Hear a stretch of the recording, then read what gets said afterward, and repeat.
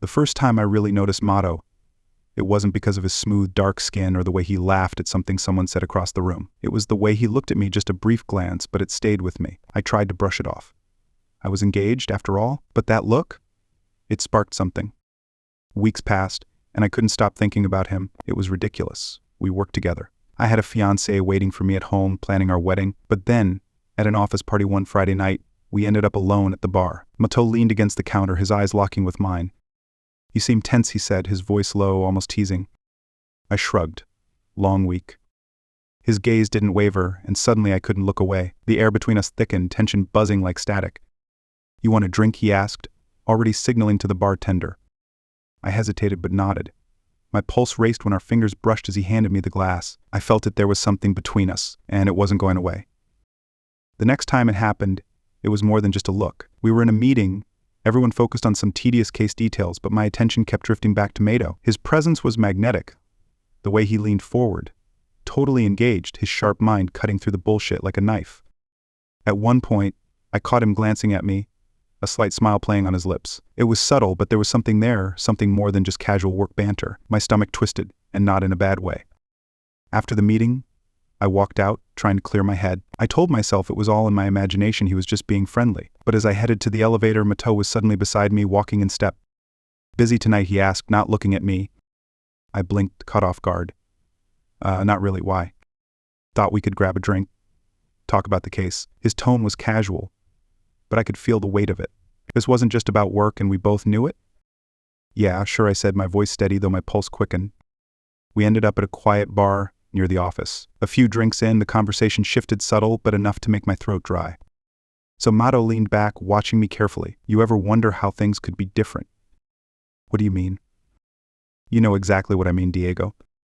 I froze for a second, my mind spinning. It was like a door had opened and I didn't know if I was ready to walk through it. But the truth was staring me in the face. This wasn't just about a drink, and this wasn't just about curiosity.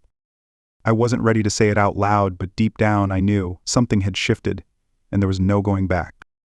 After that night, things didn't just go back to normal. Every time I saw Mato in the office, it was like a live wire between us. Conversations were brief but charged, and it was driving me insane.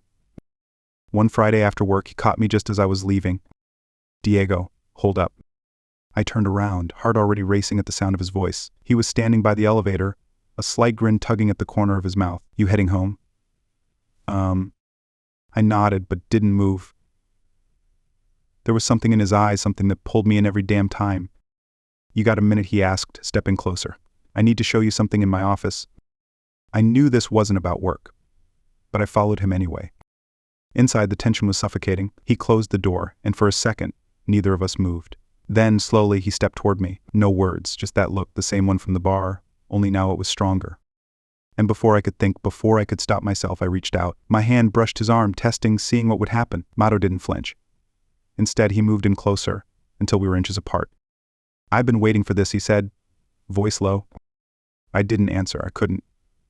The space between us disappeared, and then his hand was on my chest, sliding up to my neck. Heat flooded through me, every nerve on fire.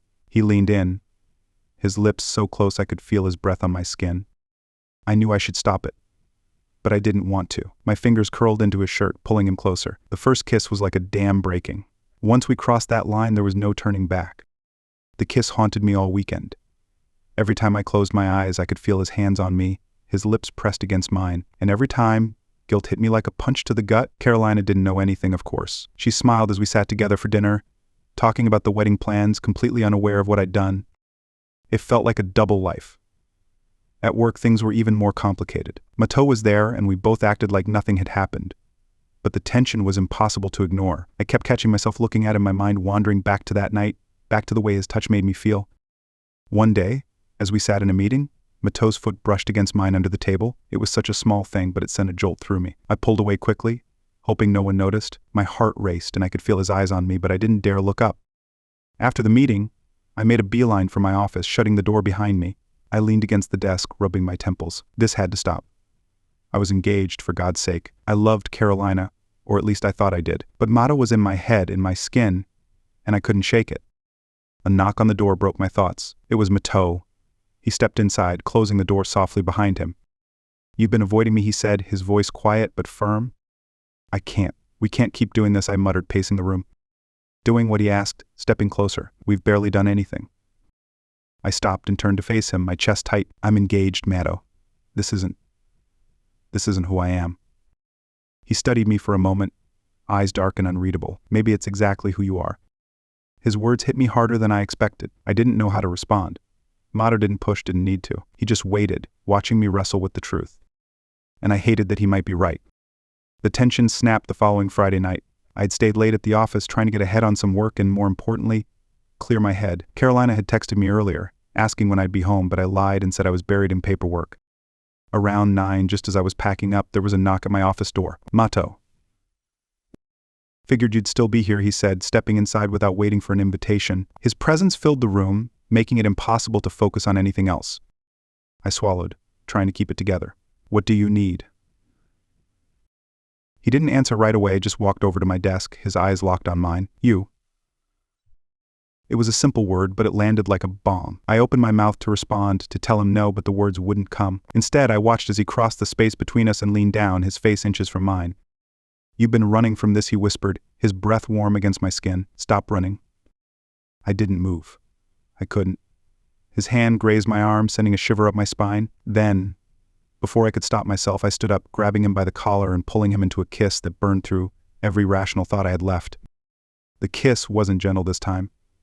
It was desperate, raw, like we both knew the line we were crossing, and once we did, there was no going back. My hands tangled in his shirt, pulling him closer, and he responded just as fiercely, pushing me back against the desk. The sound of my phone vibrating on the desk cut through the haze. Carolina's name flashed on the screen, and guilt hit me like a wave, but I didn't stop. I couldn't stop. Matto's lips trailed down my neck, and I gripped his waist, pulling him tighter against me. Diego, he murmured, his voice thick with desire. I pressed my forehead to his, my breath coming in short bursts. This is wrong, I whispered, though my body betrayed every word. Then stop, Matto challenged, his hand sliding under my shirt. I didn't. And that was at the moment everything changed. I wasn't Diego, the loyal fiancé. I wasn't the straight-laced lawyer anymore. I was something else, something I hadn't figured out yet. But I knew I couldn't pretend it wasn't real. Not after this. The moment the door clicked shut behind Matto, I sank into my chair, staring blankly at my desk. The room still smelled like him, his cologne, the faint scent of his skin. My shirt was rumpled, my lips still tingling from our kiss, and then the wave of guilt crashed down. I glanced at my phone. 4 missed calls from Carolina. I couldn't avoid it any longer. I pressed dial, waiting as the line connected. Hey, she answered, her voice soft, familiar, the kind of voice that had always been my safe place. Hey, I mumbled, trying to keep the guilt out of my voice. Sorry, I got caught up. Just leaving the office now. A pause. You've been working late a lot lately. My heart thudded. Yeah, it's been busy. You know how it is. Another silence. This one felt heavier. Are we still okay, Diego? I closed my eyes, hating the way my chest tightened. I wanted to tell her everything, confess the mess I'd made, but the words were stuck. Instead, I forced a smile into my voice. Of course we are. I'll be home soon. But as I hung up, the lie lingered in the air, thick and suffocating. The truth was, I didn't know if we were okay. I didn't know if I was okay. I wasn't the man I thought I was anymore. Everything felt different, like a part of me had shifted the moment I let Matto in. The next morning at work, things were worse. Matto and I barely spoke, though our eyes met across the office more times than I cared to count. Each glance reminded me of what we did, of the line I'd crossed, and the guilt that was chewing away at me from the inside. By lunch, I couldn't take it anymore. I found him by the elevators, waiting. Matto, I called out, my voice strained. He turned, eyebrows raised. We need to talk, I said, stepping closer, trying to keep my voice low. He studied me for a moment, then nodded, gesturing for me to follow. We walked in silence until we reached the quiet corner of the break room.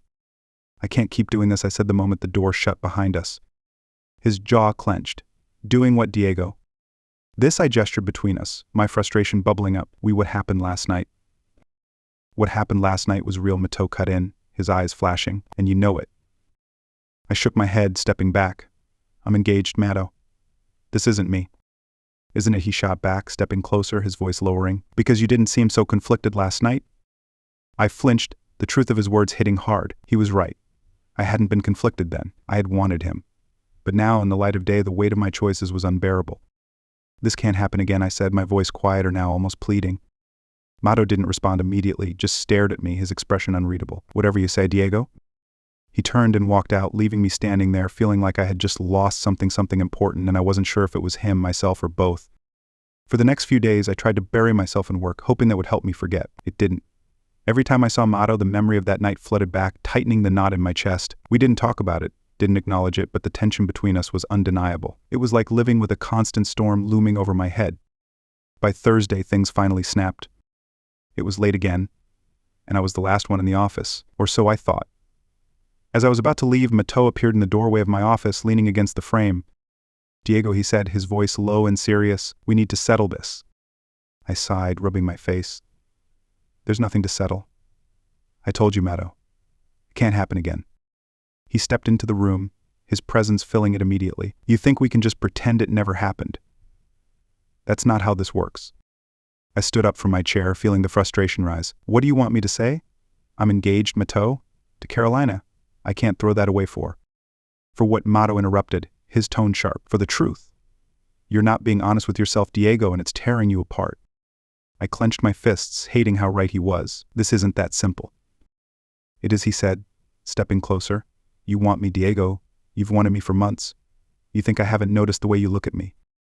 I swallowed hard, but didn't deny it. I couldn't. "Stop lying to yourself," Mato continued, his voice softening. "You can't keep pretending this is going to go away, because it won't. And the longer you deny it, the worse it's going to get." The words hung between us, heavy and suffocating. I felt like I was being pulled in two different directions, my heart and my mind battling for control. I opened my mouth to argue, but the truth stuck in my throat. He was right. Pretending nothing happened, pretending I could go back to my life with Carolina, it wasn't working.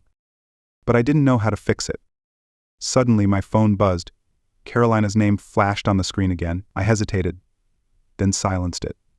I couldn't deal with her right now. Mato's eyes flickered to the phone, and I saw a flash of something, maybe regret, maybe frustration. "You have to make a choice," Diego Mato said quietly, but the force behind his words was undeniable. "You can't keep living like this." I looked at him, my chest tight, and for the first time in a long while I felt completely lost. I had no idea what to say, no idea what to do. "Let me help you," Mato whispered, stepping closer until he was right in front of me. His hand reached up, brushing against my arm, sending that familiar jolt of electricity through me. "You don't have to do this alone." I closed my eyes, the weight of his words sinking in. The truth was, I didn't want to do it alone. But if I went down this path, if I crossed this line, everything would change, and there would be no going back. When I opened my eyes, Mato was still watching me, his gaze steady. I had to make a choice. And it wasn't just about him. It was about who I really was. And that terrified me more than anything. "I need time," I finally whispered. Mato nodded, his expression softening. "Take your time, Diego, but don't take too long." A week later, the pressure became too much to bear. I hadn't spoken to Mato outside of work-related tasks, and things with Carolina felt strained. She could sense something was off, but I avoided the conversations, pushing it all down. That's how I ended up at a bar after work, nursing a whiskey, trying to drown out the noise in my head. The problem was, I couldn't escape it, especially when Mato walked in. He spotted me immediately, and even from across the room I could feel the pull between us. I thought about leaving, but before I could make a move, he was standing next to me, ordering a drink. "You've been avoiding me," he said, his voice calm but firm. There was no accusation, just a statement of fact. I took a slow sip of my drink, not looking at him. "I've been busy." Mato chuckled, a low sound that made my pulse quicken. "You're not busy now." "Oh." I couldn't argue that. The silence stretched, thick with everything we weren't saying. Finally, I glanced over at him. His expression was unreadable, but his eyes, they held that same intensity I'd seen the first night this all started, the night I stopped pretending. "This isn't easy for me," I said quietly, feeling the weight of my words settle between us. "I've got a lot to lose." Mato shot back, his tone sharper now, "because from where I'm standing it seems like you've already lost something." His words hit harder than I expected. I swallowed, feeling the tension knot tighter in my chest. "I never planned on this, Mato," I said, turning to face him fully. "I never planned on you." "Neither did I," he replied, stepping closer, his voice low. "But here we are." I clenched my jaw, the internal battle roaring in my head. I could feel the heat between us, that same undeniable pull, and I hated myself for wanting him so badly. "You've got to make a choice," he said, his eyes locked on mine. "You can't keep doing this to her, or to yourself." My phone buzzed in my pocket. Without even looking, I knew it was Carolina. My hand hesitated, and then I left it there, ignoring the call. "That's your fiancée, right?" Mato asked, his tone hardening. "How long are you going to keep lying to her?" His words sliced through me, and I couldn't hold it in any longer. "You think this is easy for me?" I snapped, standing up so quickly the bar stool scraped the floor. "You think I haven't thought about what this could cost me? I'm trying to figure it out, but it's not that simple." Mato didn't flinch. He just stared at me, his voice calm and steady. "It is that simple. You're either all in or you're not." I stared at him, breathing hard, the weight of the situation crashing down on me. He was right. There was no halfway. But admitting that meant facing the fact that everything I'd built with Carolina might be a lie, and that scared the hell out of me. "I can't do this tonight," I muttered, grabbing my jacket and heading for the door. But before I could leave, Mato grabbed my arm, spinning me around. "Diego, stop running." I yanked my arm free, but I didn't leave. Instead, I stood there, heart pounding, torn between the life I thought I wanted and the truth staring me in the face. Mato stepped closer, his voice barely above a whisper. "It's not about what's easy. It's about what's real." I didn't respond. I couldn't. I just stood there knowing he was right, but not ready to admit it. Not yet. The confrontation with Mato stayed with me for days, gnawing at the edges of my mind. I couldn't shake it. Every time I looked at Carolina, the guilt twisted deeper, and every time I thought of Mato, that same guilt mixed with something darker: desire, regret, confusion. One evening I came home to find Carolina sitting on the couch, her eyes fixed on the floor. She looked up when I walked in, and I knew she was ready to talk about it. "Diego, we need to have an honest conversation," she said, her voice steady, but I could hear the crack beneath it. I hesitated, hanging my coat by the door. "About what?" Her eyes flashed with a mix of hurt and anger. "You know exactly what, Diego. You've been distant for weeks. It's like you're not even here anymore. I want to know the truth, what's going on." My heart hammered in my chest. I opened my mouth, ready to lie, ready to give her some excuse, but the words wouldn't come. Mato's voice echoed in my head. "You can't keep doing this to her." I couldn't. Not anymore. "I'm sorry, Carolina," I said, my voice barely above a whisper. I don't know how to explain this." She stood up, crossing the room to stand in front of me, her arms crossed tightly over her chest. "Just tell me. Is there someone else?" The question hung between us, heavy and suffocating. I looked into her eyes, saw the hope fading, and my chest tightened painfully. This was the moment everything would unravel. "Yes," I whispered, barely able to meet her gaze. "There is." She sucked in a sharp breath, stumbling back as if I'd physically hit her. Her eyes filled with tears, and I hated myself more in that moment than I ever thought possible. "Who?" she asked, her voice trembling. "Is it someone from work? Someone I know?" I couldn't bring myself to say Mato's name. It didn't matter. She deserved the truth, but not the details. "It's not what you think," I started, but she cut me off, shaking her head. "Then what is it, Diego? Because from where I'm standing, it's exactly what it looks like." Her voice cracked, and the tears spilled over. I wanted to reach out to her, to pull her close, but I couldn't. Not after what I'd done. Not after what I was about to say. "I'm so sorry," I choked out, my voice breaking. "I didn't mean for any of this to happen." She stared at me, wiping her tears angrily. "Then why did it?" I shook my head, my thoughts spiraling. "I don't know. I've been confused, Carolina. About everything. About us. About me." She stood there, her hands trembling at her sides. "So that's it, then? After all these years, this is how it ends." I couldn't answer. The silence between us said it all. "Get out," she whispered, her voice barely audible. "Carolina, please." "Get out," she shouted, her voice cutting through the room like a blade. "I can't even look at you right now." I didn't argue. I didn't try to explain. There was nothing left to say.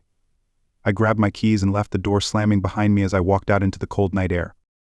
I drove around aimlessly for hours, the weight of what I'd done pressing down on me like a physical force. I had no idea where I was going, but when I pulled over, I found myself outside Mato's apartment. I didn't even think. I just walked up to his door and knocked. When he opened it, his eyes widened in surprise. "Diego." I didn't speak. I just stepped inside, closing the door behind me. Mato didn't ask any questions. He just stood there, waiting. I told her, I finally said, my voice hollow. Mato studied me for a moment, then nodded, his expression unreadable. How did she take it? Not while my throat tightened as I fought back the flood of emotions. I don't know what to do anymore. Mato stepped closer, his hand reaching out to rest on my shoulder. You did what you had to do. I looked up at him, my chest aching with a mix of relief and guilt. And now what? Mato's gaze softened. Now we figure it out. Together. The next morning I woke up in Mato's bed, staring at the ceiling, trying to piece together how everything had unraveled so fast. The apartment was quiet, the soft light of dawn creeping through the curtains. Mato was still asleep beside me, his arm draped over my chest. The weight of it was grounding, yet the whirlwind inside me hadn't settled. For the first time in weeks, I felt a strange sense of calm. It wasn't relief things were far from settled, but something had shifted.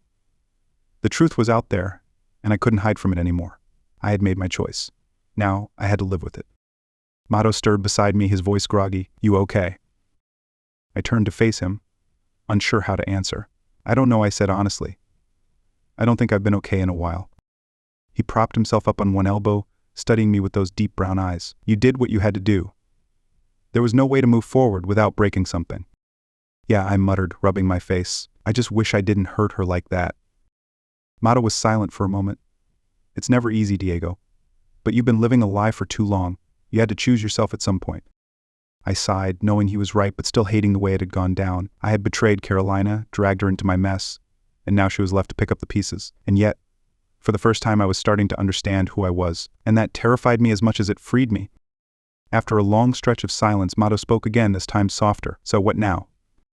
I looked at him, really looked at him, and for the first time the answer wasn't clouded by confusion. "I don't know," I admitted, "but I think it's time I figure it out without running." Mato smiled, a small, genuine smile that warmed the room. "You don't have to figure it out alone." His words hit me in a way I hadn't expected. For so long I had felt trapped, boxed into an image of myself that didn't fit anymore. But now things were different. There were no more lies to hide behind, no more pretending. Later that day I made a call to Carolina. I didn't expect her to answer, but she did. The conversation was short, awkward, and filled with the kind of heavy pauses that follow broken trust. She didn't say much, but I could tell from her voice that she was done. I couldn't blame her. I had broken something between us that couldn't be repaired. "I'm sorry," I said for what felt like the 100th time. "I never meant for it to happen like this." There was a long silence on the other end before she spoke. "I know, Diego, but that doesn't change anything." And with that, the call ended. The weight of it settled deep in my chest, but I knew it was for the best. We couldn't move forward as we were, and she deserved better than half-truths and broken promises. When I hung up, Mato was there, watching quietly from across the room. I walked over to him, feeling lighter in some ways, heavier in others. "How did it go?" he asked, though I could tell from my expression that he already knew. "It's over," I said. "I don't think there's any going back." He nodded, his gaze steady, understanding. "So what now?" I took a deep breath, feeling the finality of it all, and for the first time I didn't feel like running. "Now I think it's time I start being honest with myself, with everyone." Mato didn't say anything, just gave me a quiet, reassuring smile, and for the first time I allowed myself to believe that maybe, just maybe, this new beginning, though messy and painful, was the right one.